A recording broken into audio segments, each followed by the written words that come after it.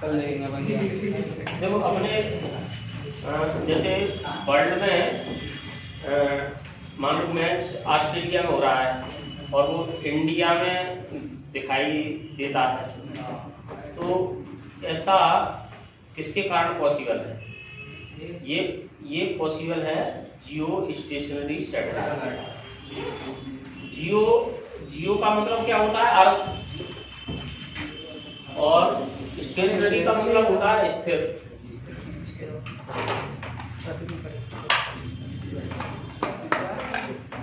बिल्कुल।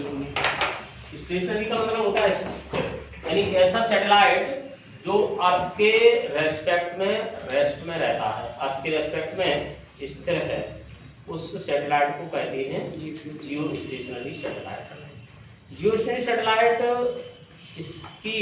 इसका जो टाइम पीरियड होता है, the time period of geostationary satellite is 24 hour, 24 घंटे होता है। तो 24 घंटे इसका टाइम पीरियड होता है। और दूसरा, जैसे हमको कितने सैटेलाइट की जरूरत पड़े कि हम पूरे वर्ल्ड को कवर कर सकें? 3 सैटेलाइट। सही है, 3 सैटेलाइट। अगर 3 सैटेलाइट हैं और वो 120 डिग्री के एंगल पर स्टेबलिश है, तो पूरा वर्ल्ड कवर हो जाएगा। जैसे ये अर्थ है, ये अर्थ है, और एक सैटेलाइट है यहाँ पर, दूसरा सैटेलाइट इससे 120 का एंगल बनाए, और तीसरा सैटेलाइट ये 120 का एंगल है, यानी इन तीनों सैटेलाइट के बीच में 120 का एंगल बन रहा है। तो ऑल ओवर वर्ल्ड के सभी प्रोग्राम कवर हो जाएंगे, किसी भी पार्ट, वर्ल्ड के किसी भी पार्ट में हम कम्युनिकेशन कर सकते हैं। जियो स्टेशनरी सैटेलाइट की अर्थ की सरफेस से हाइट होती है अप्रोक्स 36,000 किलोमीटर। वैसे इससे थोड़ी सी कम होती है, लेकिन वो अप्रोक्स 36,000 ही ले लेते हैं उसको। वैसे तो थोड़ी सी कम होती है, 35,930 किलोमीटर इतनी होती है, और वो अप्रोक्स किसकी है? 36,000 किलोमीटर की। तो ये सैटेलाइट है। इस सैटेलाइट का आइडिया सबसे पहले दिया था अमेरिका के साइंटिस्ट थे आर्थर क्लार्क, उन्होंने दिया था। और पहला जियो स्टेशनरी सैटेलाइट भी अमेरिका ने लॉन्च किया था, उसका नाम था टेल स्टार के नाम से पहला जियो। और आर्थर क्लार्क ने इसका वो दिया था, कंसेप्ट दिया था जियो सैटेलाइट का 1945 में।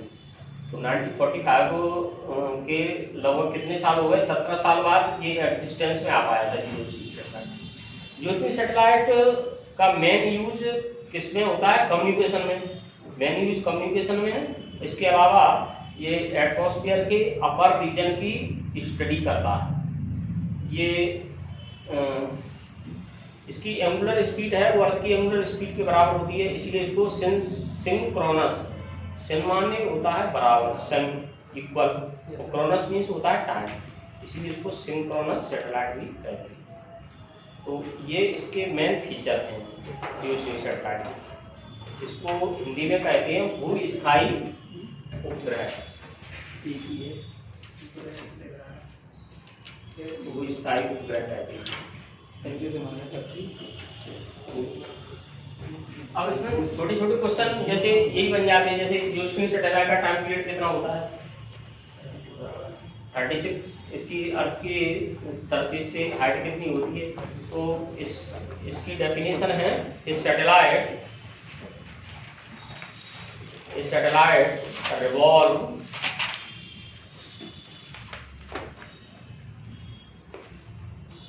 From west to east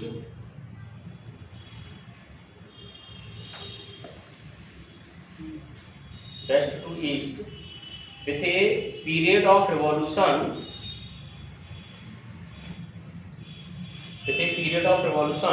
24 hours in a equatorial plane of Earth. Revolution के बाद क्या है? revolution period of rotation 24 hour in a equatorial plane of earth. Its relative velocity with respect to earth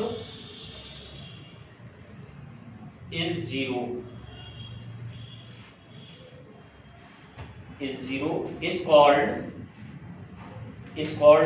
geostationary satellite. Hindi में लिखो भूस्थायी उपग्रह।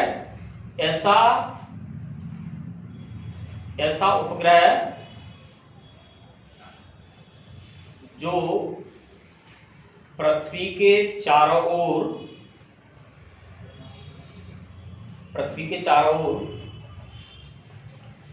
पश्चिम से पूर्व की ओर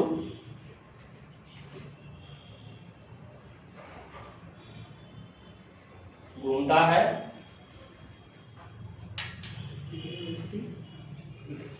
तथा इसका आवर्तकाल 24 घंटे होता है।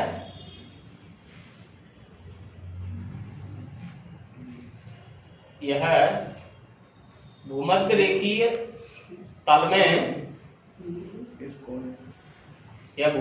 तल में घूमता है तथा पृथ्वी के सापेक्ष इसका वेग शून्य होता है।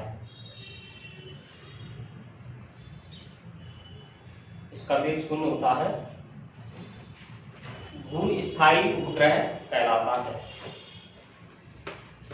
अब इसमें एक वर्ड आया है इक्वेटोरियल प्लेन। इक्वेटोरियल प्लेन का मीनिंग क्या है? इक्वेटोरियल प्लेन का मीनिंग है जैसे ये अपनी अर्थ है, तो जो लाइन अर्थ को दो इक्वल पार्ट में डिवाइड करती है उसको क्या कहते हैं? इक्वेटर। इक्वेटर ये होता है 0 डिग्री लैटिट्यूड पर होता है और इसमें के चारों तरफ ये वाला प्लेन है, ये प्लेन कहलाता है इक्वेटोरियल प्लेन। यानी ये प्लेन है, ये ऐसे घूमेगा, ये सैटेलाइट इस वाले प्लेन में घूमेगा अर्थ के चारों तरफ।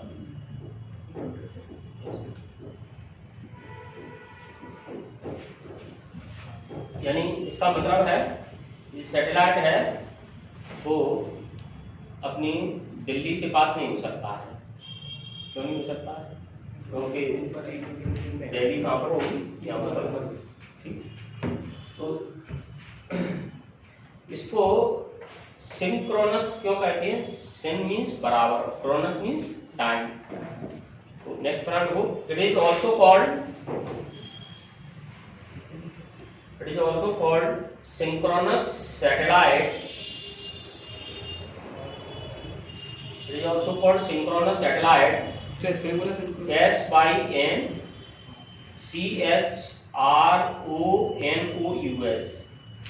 Synchronous satellite because its angular speed is same as that of the earth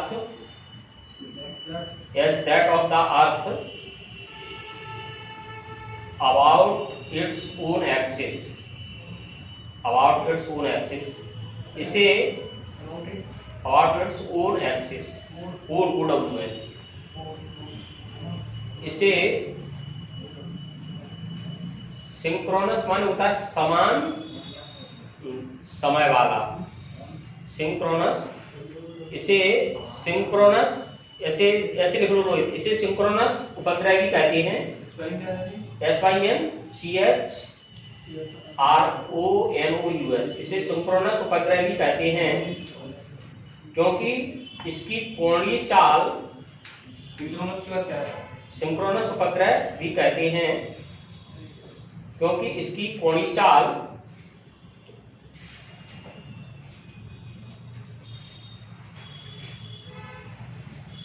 पृथ्वी पृथ्वी के बराबर होती है।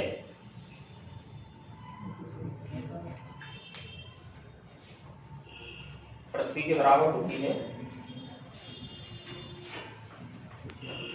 सौरभ, एंगुलर स्पीड की असाइनमेंट क्या होगी? स्पीड की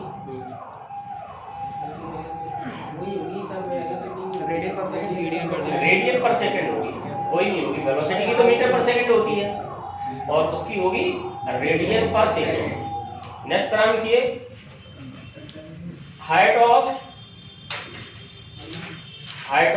geostationary satellite from surface of earth is 36,000 kilometre.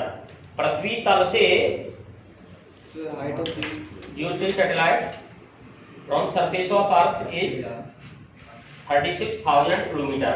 पृथ्वी तल से इस उपग्रह की ऊंचाई 36,000 किलोमीटर होती है। नेक्स्ट देखो, पूरी पृथ्वी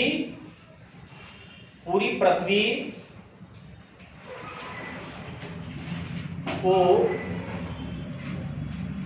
कवर करने के लिए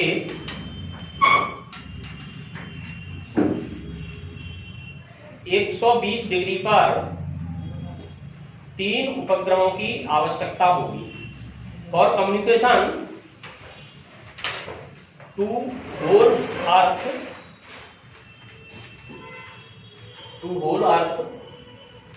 3 satellite are required at an angle 120 degree.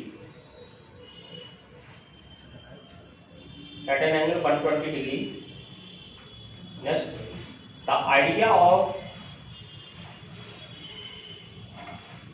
geostationary satellite was given by Clark, C-L-A-R-K-E, given by Clarke. वैसे पूरा नाम है आर्थर सी क्लार्क है, लेकिन क्लार्क सी कम चल जाए। C-L-A-R-K-E। भूस्थायी उपग्रह का विचार क्लार्क ने दिया था। अब इसके उपयोग लिखिए।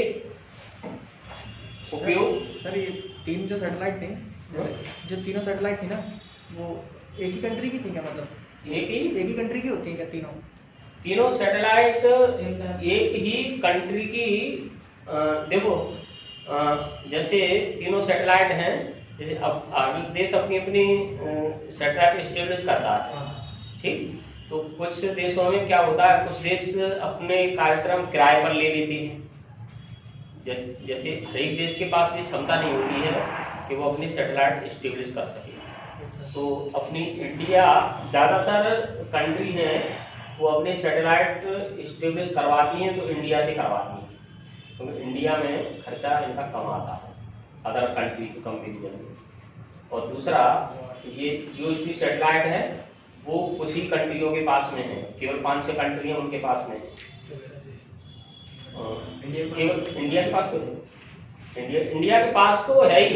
इंडिया तो और अदर कंट्री को भी उनको एस्टेब्लिश करता है। यूजेज देखो, in communication, television and telephone signal across world. विश्व में टेलीविजन और टेलीफोन के सिग्नल भेजने के लिए, विश्व में टेलीविजन और टेलीफोन के सिग्नल भेजने के लिए। दूसरा लिखो, in study upper region of atmosphere. पृथ्वी के ऊपर के वायुमंडल का अध्ययन करने के लिए, अपर region of atmosphere.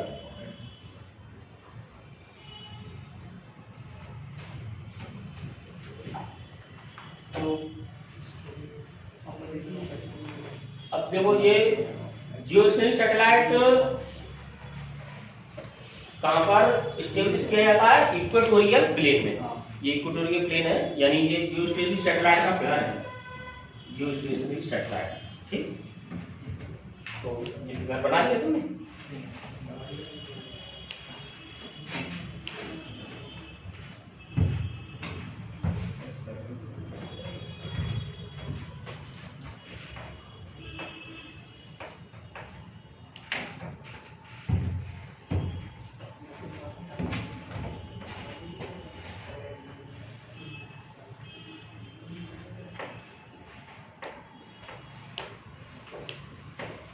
Next technology polar satellite. Polar satellite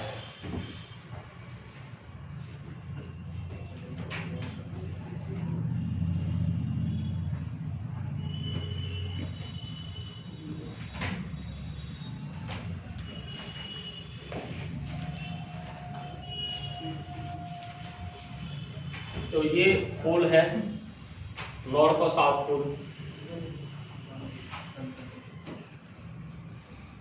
और इस पोलर ऑर्बिट में ये सैटेलाइट स्टेब्लिश कर रहे हैं। ये सैटेलाइट कम ऊंचाई पर होती है, 500 से लेकर के 800 किलोमीटर तक की ऊंचाई पर होती है सैटेलाइट। और जिस तरह से ये जियोस्टेशनरी सैटेलाइट अर्थ के रेस्पेक्ट में रेस्ट में रहता है, इसी तरह से ये सैटेलाइट है वो सन के रेस्पेक्ट में रेस्ट में रहता है। इसकी स्पीड इतनी ज्यादा होती है कि सन के रेस्पेक्ट में ही रेस्ट में रहता है। और ये इक्वेटोरियल प्लेन के कैसा है? परपेंडिकुलर है। ठीक, इक्वेटोरियल प्लेन के परपेंडिकुलर है। और इसका टाइम पीरियड है वो 1.5 से लेकर के 2 घंटे तक होता है, 1.5 आवर टू 2 आवर, यानी लगभग 100 मिनट मान लो। इसका टाइम पीरियड जो एनसीईआरटी में दिया हुआ है वो 100 मिनट दिया हुआ है एनसीईआरटी। जैसे कुछ बुक में 1.5 से लेकर के 2 घंटे तक दिया हुआ है। दरअसल इनकी जो डिस्टेंस है सैटेलाइट की, जो स्पीड है वो डिस्टेंस के इनवर्सली प्रोपोर्शनल होती है रूट में। जैसे v is inversely proportional to root r, यानी जैसे सैटेलाइट r कम है, r यानी अर्थ के सेंटर से डिस्टेंस ही कम है, तो स्पीड कैसी होगी? ज्यादा होगी।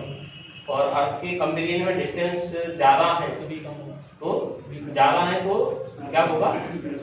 वेलोसिटी कम हो जाएगी, यानी r कम तो v ज्यादा, इनवर्सली प्रोपोर्शनल होती है स्क्वायर रूट में। और पूरा सैटेलाइट की डेफिनेशन लिखिए। ये satellite that revolve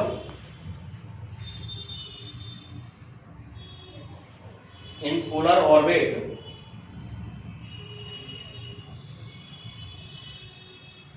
is called a polar satellite।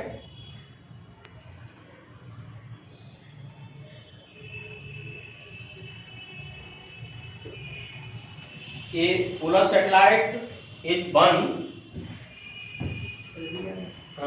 a polar satellite is one whose plane is perpendicular to equatorial plane of Earth। Equatorial plane of earth. Hindi में लिखिए ध्रुवीय उपग्रह। ध्रुवीय उपग्रह ऐसा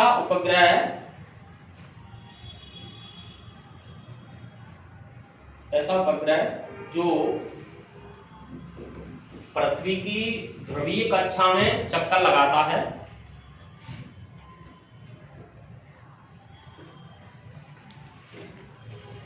ध्रुवीय उपग्रह कहलाता है।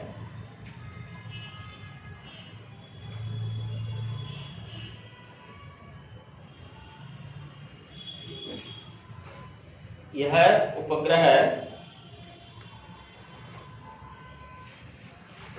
उपग्रह भूमध्य रेखीय तल के भूमध्य रेखीय तल के लंबवत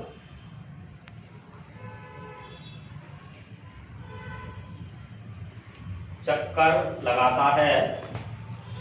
it's height from surface of earth is 500 kilometre to 800 kilometre. पृथ्वी तल से इसकी ऊंचाई 500 से 800 किलोमीटर होती है।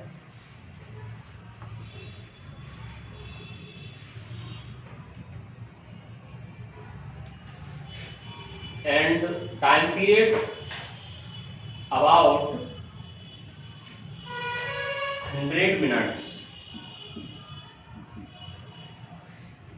इसका आवर्तकाल लगभग 100 मिनट होता है। यूजेज देखिए इसके बहुत सारे यूजेज हैं, लेकिन मेन यूज है नंबर 1 इन रिमोट सेंसिंग।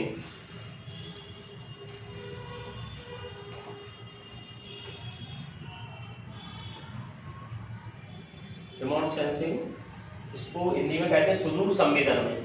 क्या है? सुदूर संवेदन में। सुदूर संवेदन में देखो, सुदूर संवेदन ये अपने आप में एक बहुत बड़ा साइंस है। रिमोट सेंसिंग जैसे अभी अपने इस कमरे का फोटो ले लिया जाए, तो फोटो ले लिया जाए तो ये पता चल जाएगा कि किसकी शर्ट का कलर कैसा है, इस बात का पता चल जाएगा।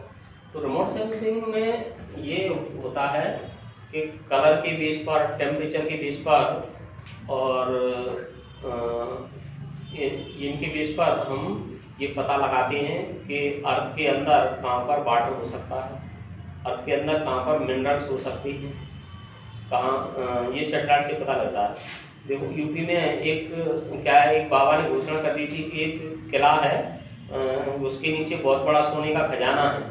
तो सैटेलाइट से पहले सैटेलाइट से इस बात की जांच की गई थी कि ये बाबा ये कह रहे हैं वो सही है या नहीं है। बहुत बड़ी लेवल पर मीडिया एकत्र खुदाई हुई थी, ये आज से लगभग 4-5 साल पहले की बात है। तो सैटेलाइट से पहले उसकी पिक्चर देखी गई, तो सैटेलाइट ने ये बता दिया था कि इसके नीचे कुछ मेटल है। तो ये सैटेलाइट से पता चल गया था। तो सैटेलाइट से पता चल गया था, तो उसमें से कुछ जैसे पीतल वगैरह के बर्तन है तो वो निकल आए। और सैटेलाइट ये नहीं बता, ये तो बता देगा वो कि ये इसके नीचे मेटल है, और ये नहीं बता पाएगा कि मेटल सोना है कि कितना सोना है, ये तोल नहीं पाएगा वो। ठीक, तो ये जो रिमोट सेंसिंग है, रिमोट सेंसिंग की हेल्प से ये बताया जा सकता है कि अपने इंडिया में कितना एरिया फॉरेस्ट का है, अपने इंडिया में कितनी फसल बोई गई है। जैसे अभी इस साल तुमने देखा होगा टिड्डी दल भी आया इस साल। तो टिड्डी दल है जिस फसलों को नुकसान पहुंचाने वाला कितना एरिया को नुकसान पहुंचा रहा है, ये पता किया जा सकता है इस रिमोट सेंसिंग से। तो रिमोट सेंसिंग से न सिर्फ ऊपर की जानकारी बल्कि अंदर की जानकारी भी हासिल हो जाती है। तो फोटोग्राफी करना ये भी एक तरह से रिमोट सेंसिंग है। रिमोट सेंसिंग में क्या होता है कि किसी चीज के टच में आए बिना और उसके बारे में इंफॉर्मेशन हासिल कर लिया, ये कहलाता है रिमोट सेंसिंग। किसी चीज को टच में नहीं आए, अब जैसे भी फोटो खींचा जाए तो फोटो खींचा जाएगा तो अपने आप पता चल जाएगा कि इसमें ये वाला फोटो रोहित का है। ठीक, उसमें फोटोग्राफी से पता चल जाएगा कि नहीं ये इस पोजीशन पर बैठे हुए हैं। तो ये दूसरा इसका यूज होता है इसमें जो जासूसी करने में, ये हाँ, तो जासूसी करने में ये मिलिट्री पर्पज से यूज होता है। अब अपने यहाँ पर इजराइल से टेक्नोलॉजी आ गई है, ये बॉर्डर पर इजराइल, पहले से टेक्नोलॉजी इजराइल के पास थी। कैसे कि कंट्रोल रूम में बैठे हुए और वो सैटेलाइट लगे हुए हैं। अब जहाँ से भी घुसपैठ वो करते हैं, जहाँ से भी घुसपैठ करने की कोशिश करते हैं, तो उसी जगह पर तुरंत एक्शन में आकर के और वो चले जाते हैं कि वो बता देते हैं कि इतनी लैटिट्यूड और इतनी पोजीशन, इस पोजीशन पर ये यहाँ पर घुसपैठ हो रही है, तो उसी जगह पर चले जाते हैं। उन्हें पहले क्या है, पहले पूरे उस पर बॉर्डर पर पैरा देना पड़ता था, और पैरा देते समय जैसे पैरा दे रहे हैं तो उन्हें पता चलेगा कि पैरों की आवाज आ रही है, पैरों की आवाज आ रही है, तब तक निकल जाएंगे। लेकिन इससे सैटेलाइट से पता नहीं चलेगा, इससे कंट्रोल रूम में बैठे बैठे सब जानकारी हासिल हो जाती है। तो इसको कहते हैं सेकंड को in spying work for military purpose. Spine SPIN spine work for military purpose, सैनिक उद्देश्य से जासूसी करने में, सैनिक उद्देश्य से जासूसी करने में।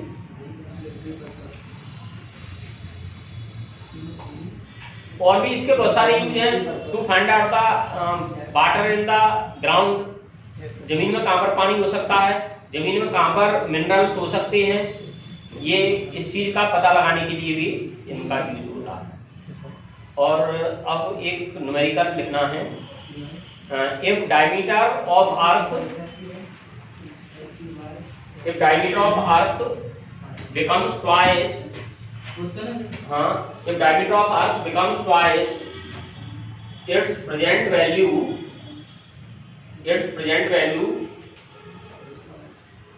but its mass remains same,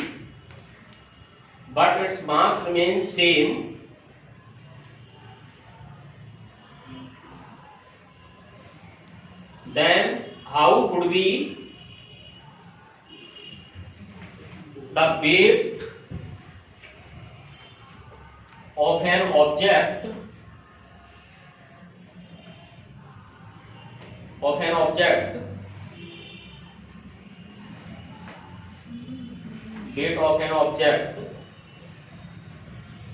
on the surface of earth be affected।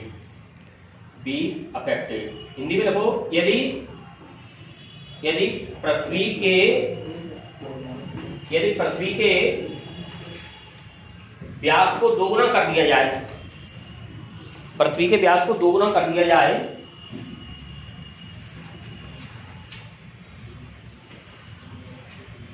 किंतु द्रव्यमान में कोई परिवर्तन नहीं हो, तो द्रव्यमान में कोई परिवर्तन नहीं हो तो पृथ्वी की सतह पर किसी वस्तु के भार का क्या प्रभाव पड़ेगा। सर 1/16 टाइम हो जाएगा, 1/16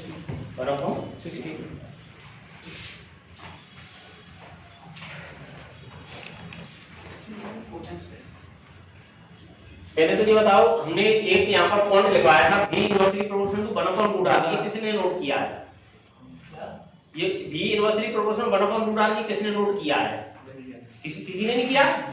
तो देखो ये बात है, ये पढ़ाते समय ये चीजें हैं तुरंत नोट की जाती हैं, ठीक। ऐसे पॉइंट को भूला मत करो, नोट नहीं कराए तो तुरंत नोट कर लिया करो। ये इसका मतलब ये है कि तुम जगते हुए नहीं पढ़ रहे हो, सो रहे हो क्लास में।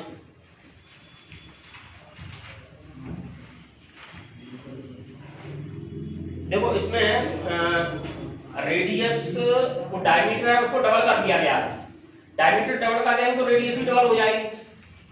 और ये G = gm/r² है, तो G मास में तो कोई बदलाव नहीं आया, तो G इनवर्सली प्रोपोर्शनल क्या है 1/r²। तो G1/G2 ये कितना हो जाएगा R2/R1 का होल स्क्वायर। और ये R2 डायमीटर कितना कर दिया है, डबल कर दिया है, तो 2r हो गया, 2r/r इसका होल स्क्वायर, ये कितना हो गया 4 हो गया। तो G2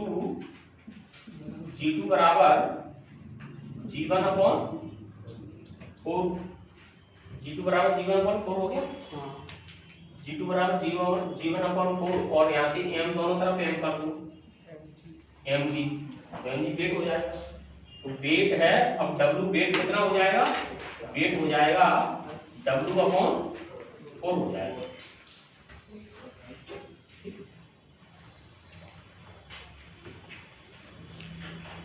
mg2 बराबर mg 1 अपॉन 4, ठीक। इसको w डैश कह दिया, w dash equal to w upon 4।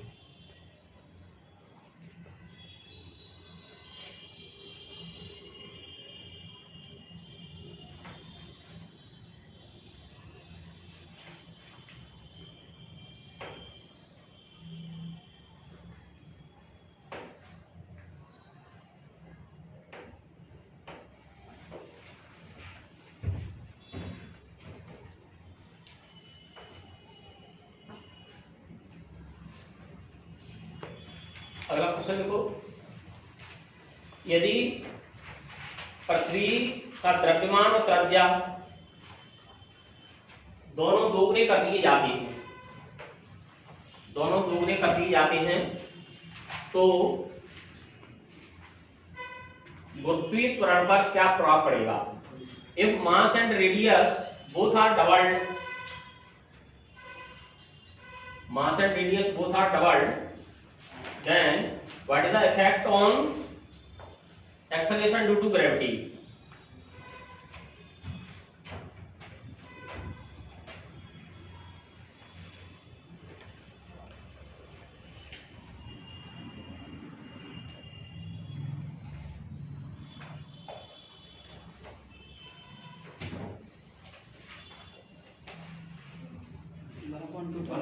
One upon two सही आंसर, सही आंसर, राइट आंसर 1/2 या g अपॉन 2 हो जाएगा।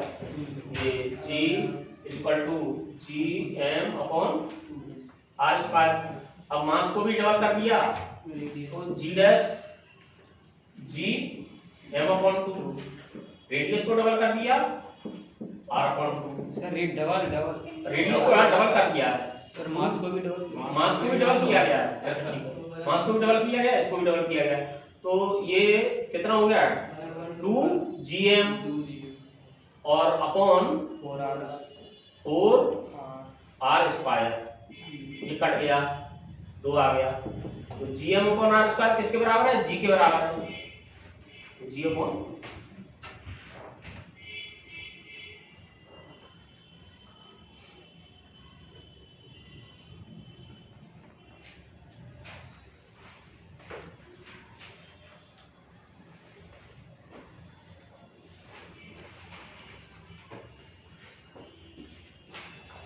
अच्छा, एक और क्वेश्चन है, जैसे टेनिस का खेल तुम ग्वालियर में खेल रहे हो और टेनिस का खेल शिमला में खेल रहे हो, तो इन दोनों जगह में बॉल कहां पर ज्यादा बाउंस होगी, कितनी ऊंचाई पर, कितनी ऊंचाई, यानी बॉल किस जगह ऊंचाई तक बाउंस होगी, कौन सी जगह ज्यादा ऊंचाई तक बाउंस होगी बॉल? ग्वालियर में खेला और शिमला में खेला? ग्वालियर में ज्यादा ऊंचाई तक बाउंस होगी और शिमला में कम ऊंचाई तक बाउंस होगी। अब उसका देखो रीजन इसका ये है क्योंकि G × H ये क्या होता है? कांस्टेंट होता है, और H बराबर क्या होता है? Constant upon G, constant upon G। Shimla में G कम होगा तो शिमला में ज्यादा ऊंचाई कम जाएगी, शिमला में G कम होगा कि नहीं? बोलो, शिमला ऊंचाई पर है, शिमला ऊंचाई पर है, तो शिमला में G की वैल्यू, शिमला हाइट पर है, हिल स्टेशन है शिमला, ठीक, तो शिमला में G कम होगा, तो G कम होगा तो हाइट ज्यादा होगी, तो टेनिस बॉल है तो शिमला में ज्यादा बाउंस होगी। अच्छा, एक बार एक जैसे क्वेश्चन आया था कि अमृतसर और शिमला दोनों सेम लैटिट्यूड पर हैं और फिर शिमला ठंडा रहता है और अमृतसर गर्म रहता है, तो इसका रीजन क्या है? कि ये हिल स्टेशन है और हिल स्टेशन ऊंचाई पर होते हैं, ऊंचाई पर होने के कारण जैसे जैसे हम ऊपर बढ़ते हैं तो टेम्परेचर कम होता जाता है, ठीक। तो ये क्वेश्चन, ये वैसे ये क्वेश्चन हीट वाले चैप्टर से रिलेटेड है, लेकिन ये सेम टाइप का रीजन है इसमें, इन दोनों में सेम टाइप का रीजन है कि दोनों ही सेम लैटिट्यूड, अगर सेम लैटिट्यूड पर है तो अर्थ का जो सन है वो तो बराबर एनर्जी देगा, लेकिन जो ऊंचाई पर होंगे, जैसे कोई प्लेस ऊंचाई पर है तो उसके बैक साइड में सन की रेज नहीं पहुंच पाती और वो प्लेस ठंडा हो जाता है, इसीलिए पहाड़ ठंडे होते हैं। सर हाँ बोलो। जैसे ग्रेविटी अगर ऊपर की देखें, ऊपर भी कम होती है नीचे भी कम होती है, हाँ, तो ऊपर और नीचे के कंपेयर में सबसे मतलब कम कौन सी होती है? ये हमने बता दिया है तुमको, तुमने ध्यान नहीं दिया है अच्छी तरह से। सर ये हमने ग्राफ बना करके भी बताया था, तुमने ध्यान नहीं दिया है। और कल हमने इनसे क्वेश्चन पूछा था, वो क्या नाम है, सोनू नाम है, हाँ सोनू से हमने कल इस पर क्वेश्चन भी पूछा था ये कि जैसे ऊपर जा रहे हो 1 किलोमीटर, नीचे जाएंगे डबल, तो नीचे कितना जाना पड़ेगा? डबल जाना पड़ेगा।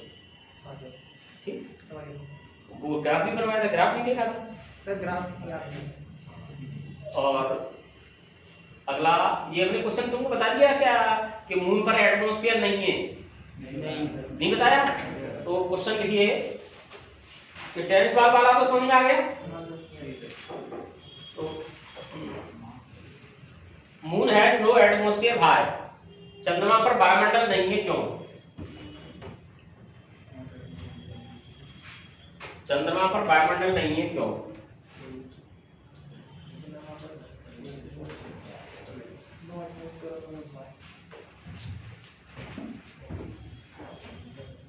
देखो ये किसी प्लैनेट पर या किसी सैटेलाइट पर एटमॉस्फेयर है या नहीं, ये दो फैक्टर पर डिपेंड करता है, एक तो उसकी ग्रेविटी पर, दूसरा उसके टेम्परेचर पर।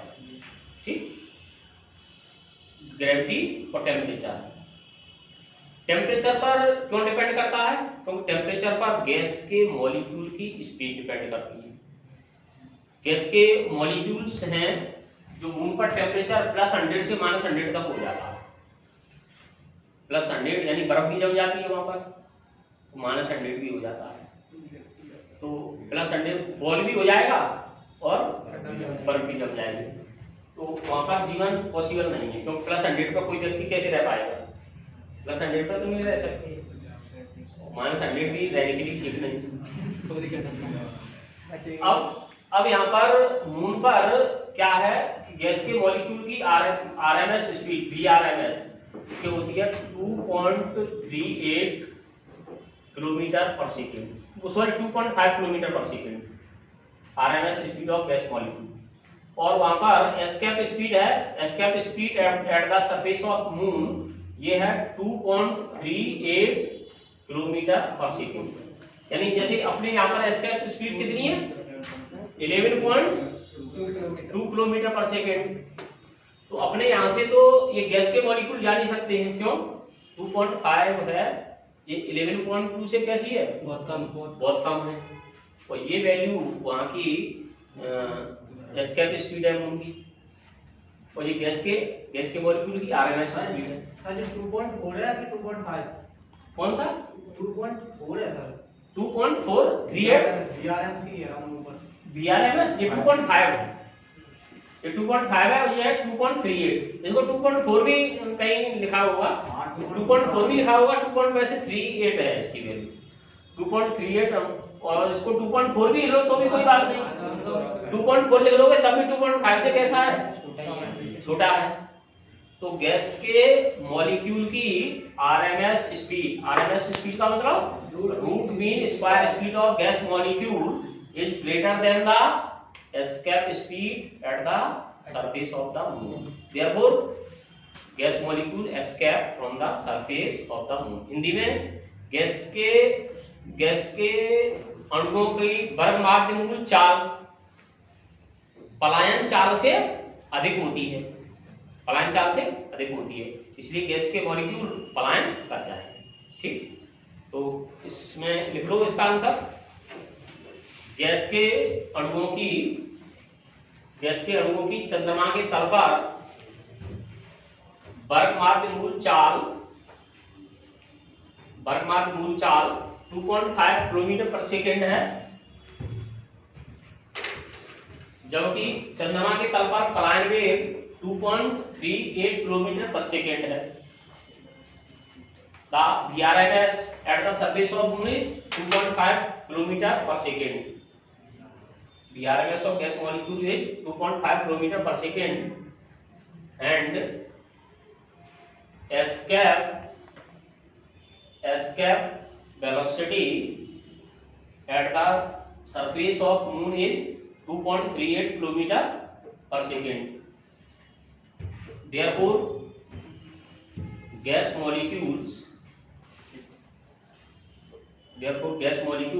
escapes the surface of moon. Gas molecule escapes the surface of moon. Hindi में बोलना। हिंदी में गैस के अणुओं का बर्गमार्क मूल वेग 2.5 किलोमीटर पर सेकंड है, जबकि पलायन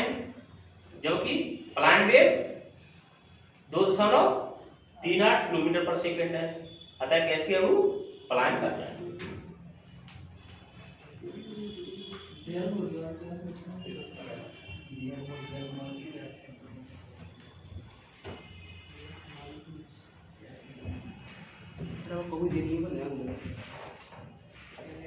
एक क्वेश्चन लिखिए, आरएमएस वेलोसिटी और एस्केप वेलोसिटी में क्या अंतर है? देखो, एस्केप वेलोसिटी है, इसका डिटर्मिनेशन इससे होता है, किसी एस्केप वेलोसिटी का डिटर्मिनेशन होता है उस प्लैनेट की एक तो एक्सीलरेशन ड्यू टू ग्रेविटी पर और रेडियस पर, इन पर डिटर्मिनेशन होता है। और गैस के मॉलिक्यूल की जो आरएमएस स्पीड होती है, आरएमएस स्पीड वो उसके टेम्परेचर पर डिपेंड करती है। तो ये कितनी होती है? 3/2 kT। ये इसको कहते हैं बोल्ट्जमैन लॉ, एवरेज एनर्जी। जैसे एक मॉलिक्यूल की एनर्जी कितनी होती है? वन डायमेंशन में 1/2 kT, और मॉलिक्यूल 3 डायमेंशन में मोशन करने के लिए 3 होते हैं, तो उनकी काइनेटिक एनर्जी कितनी होती है? 3/2 kT। तो ये आरएमएस वेलोसिटी है, आरएमएस वेलोसिटी किस पर डिपेंड करती है? उसके टेम्परेचर पर डिपेंड करती है। और वो सॉरी, आरएमएस वेलोसिटी टेम्परेचर पर डिपेंड करती है, और ये एस्केप वेलोसिटी किस पर डिपेंड करती है? एस्केप वेलोसिटी का फार्मूला है √gr, तो ग्रेविटी पर और रेडियस पर। अब जैसे तुमको ये निकालना है, जैसे 2 मॉलिक्यूल हैं, उनकी वेलोसिटी दी हुई है 2 मीटर पर सेकंड और 3 मीटर पर सेकंड। अब उनकी आरएमएस वेलोसिटी निकालना है, तो वीआरएमएस कैसे निकालोगे? वीआरएमएस 2 मॉलिक्यूल के लिए रूट ले लोगे, 2 का निकालना है तो 2 का मीन लोगे, स्क्वायर कर दोगे, 2 का स्क्वायर प्लस 3 का स्क्वायर। 2 मॉलिक्यूल के लिए 3 मॉलिक्यूल ले रहे हो, तो यहाँ पर जैसे तीसरे मॉलिक्यूल की 4 है, तो यहाँ कितने से डिवाइड कर दोगे? 3 से डिवाइड कर दोगे, ये रूट मीन स्क्वायर स्पीड होगी। अगला क्वेश्चन देखो, द टाइम पीरियड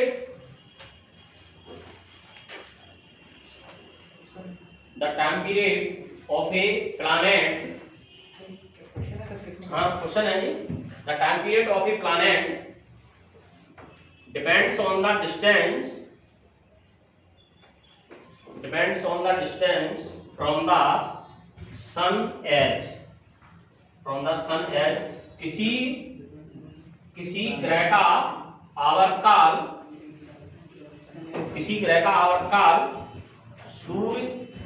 सूर्य से दूरी के साथ निम्न प्रकार परिवर्तित होता है।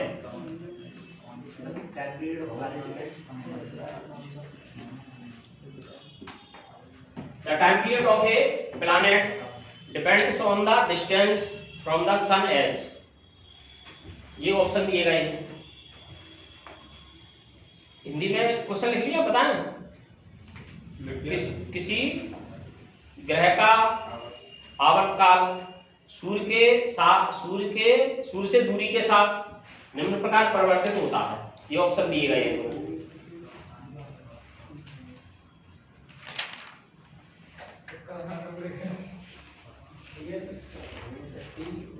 बी लग रहा था बी डी डी इधर बी लग रहा है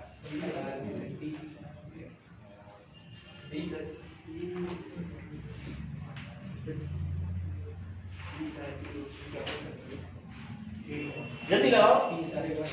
चारों को लगा दी सिर्फ चारों लगा दिए? सर चारों नहीं डी लगा तो सबने जोड़ के बता अच्छा तो सर बी लगा हाँ? देखो केपलर का थर्ड लॉ क्या है? टी स्क्वायर इक्वल टू के आर क्यूब। तो टी इक्वल टू के आर की पावर कितनी होगी? के तो कांस्टेंट है, तो कौन सा आंसर होगा सही?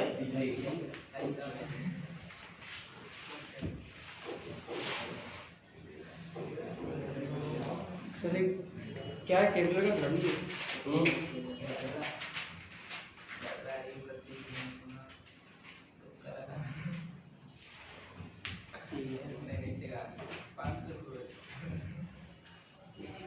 धंधा खोल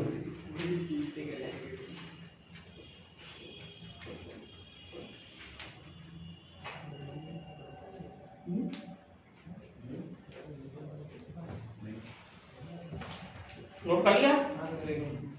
तो एक क्वेश्चन लिखो,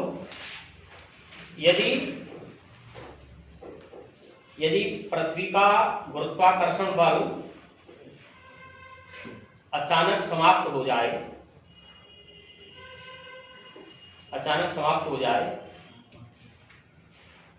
तो चंद्रमा का क्या होगा? If suddenly the gravitational force of Earth becomes zero, then what will happen of the moon? What will happen of the moon?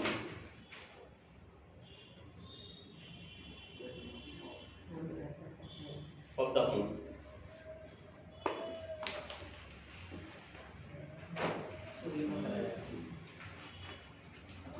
छोड़ देगा इसकी भी लीड हो जाएगी इसकी भी लीड हो जाएगी स्पेस में हो जाए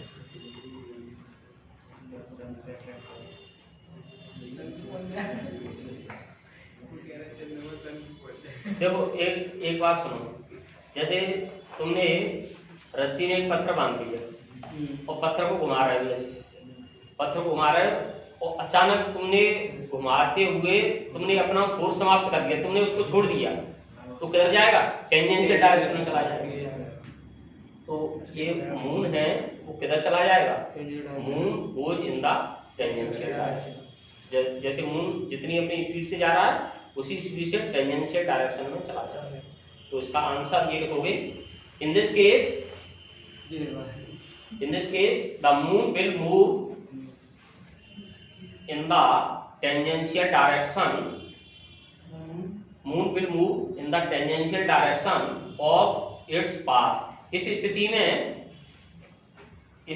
में चंद्रमा अपनी स्पर्शरेखी दिशा में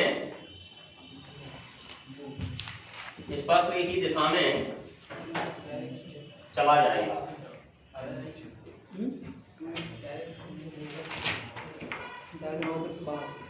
स्पर्शरेखी दिशा में चला जाएगा। ठीक है, अब मतलब